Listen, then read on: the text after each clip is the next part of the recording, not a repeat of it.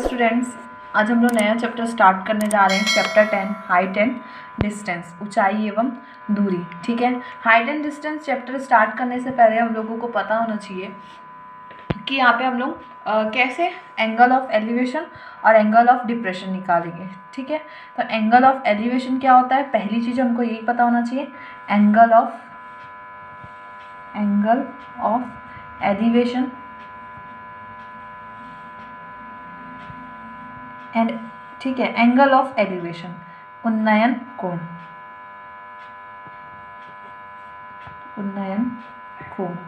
ठीक है, तो एंगल ऑफ एलिवेशन या उन्नयन कोण फाइंड करने के लिए हम लोग कंसिडर करते हैं, सपोज ये हमारा कोई एक टावर है या पोल है या फिर छत है, जो भी हम लोग रूफ है, तो ये कोई एक पिल्लर, ठीक है, ये सपोज करके चलते हैं कोई दीवार या पिल्लर या खंबा कुछ हमारे पास एक है।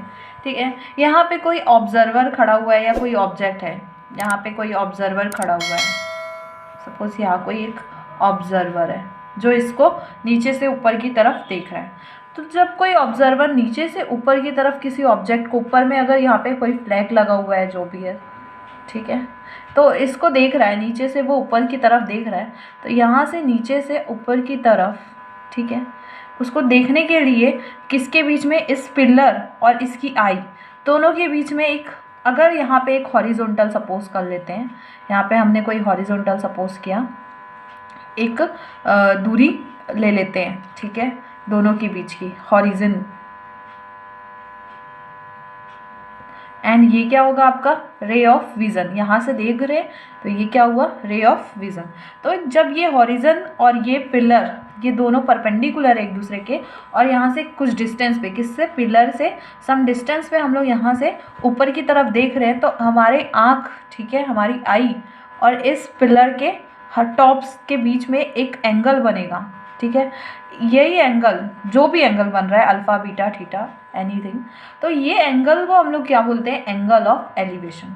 जब भी नीचे से किसी ऊपर रखे हुए ऑब्जेक्ट को हम देखते हैं, ठीक है, नीचे किसी डिस्टेंस पे खड़े होके किसी भी पिलर, छत या फिर जो भी है, वहाँ से उससे कुछ डिस्टेंस पे, इस हॉरिजन पे, ठीक है, इस हॉरिजन पे कुछ डिस्टेंस पे खड़े होकर हम नीचे से ऊपर की तरफ देखते हैं, तो जो एंगल ड्रॉ होता है उसी एंगल को क्या बोलते हैं, angle of elevation.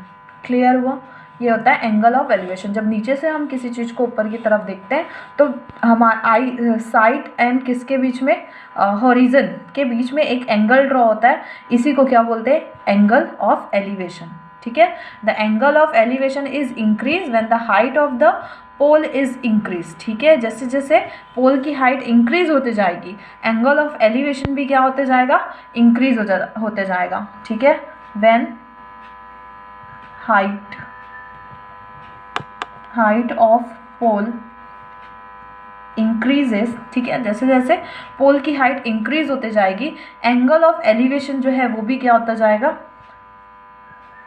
Angle of elevation will also be increases। ठीक है, that is the angle between the horizon and line of sight increases। ये हो गया आपका horizon, ये आपकी होती है line of sight। ठीक है, तो line of site and horizon के बीच का एंगल इंक्रीज होता जाएगा जब जब क्या होते जाएगी, पोल की हाइट, ठीक है, पोल की हाइट भी क्या होती जाएगी, बढ़ते जाएगी। जैसे जैसे हम इससे डिस्टेंस पे जाते जाएंगे, एंगल ऑफ एलिवेशन क्या होता जाएगा, डिक्रीज, और जैसे जैसे हम पास आते जाएंगे इसके, वैसे वैसे एंगल ऑफ एलिवेशन क्या होता जाएगा, इंक्रीज होता जाएगा। क्लियर है यहाँ तक?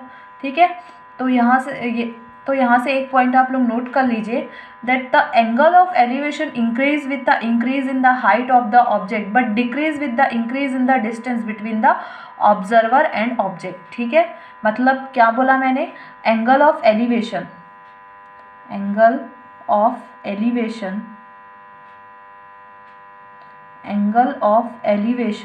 is increased when the height is increased। ठीक है, is increased when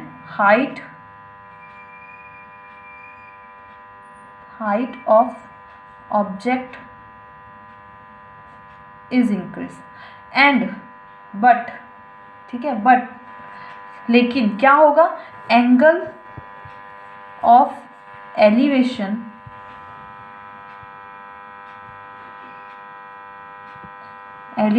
angle of elevation decreases, ठीक है, angle of elevation is decreases when distance between the observer and object, ठीक है, increase in distance between the observer and object. ये रहा हमारा observer, ठीक है, इस ऑब्जेक्ट को ये दिख रहा है, इन दोनों के बीच की ये डिस्टेंस जैसे जैसे बढ़ती जाएगी एंगल ऑफ एलिवेशन क्या होता जाएगा, डिक्रीज होता जाएगा, ठीक है। तो angle of elevation is decreases when distance between pole and observer, क्योंकि हमने इसको पोल सपोज किया, ये हमारा क्या था, पोल था। तो पोल से ऑब्जर्वर की जैसे जैसे डिस्टेंस बढ़ती जाएगी एंगल ऑफ एलिवेशन क्या होता जाएगा, कम होता जाएगा, ठीक है। और एंगल ऑफ एलिवेशन कब बढ़ेगा, जब इसकी हाइट क्या होती जाएगी, बढ़ती जाएगी। तो when distance between the pole and observer is increases. Clear है। तो मैं क्या बता रही थी यहाँ से, ये आपका कोई पोल है, ये लाइन ऑफ साइट है and this is your horizon, ठीक है।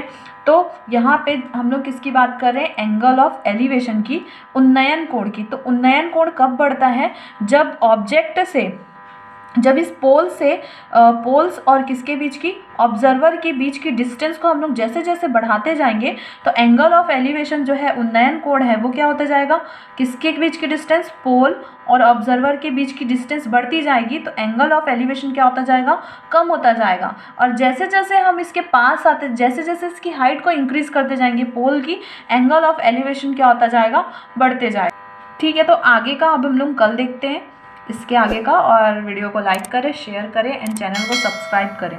Thank you.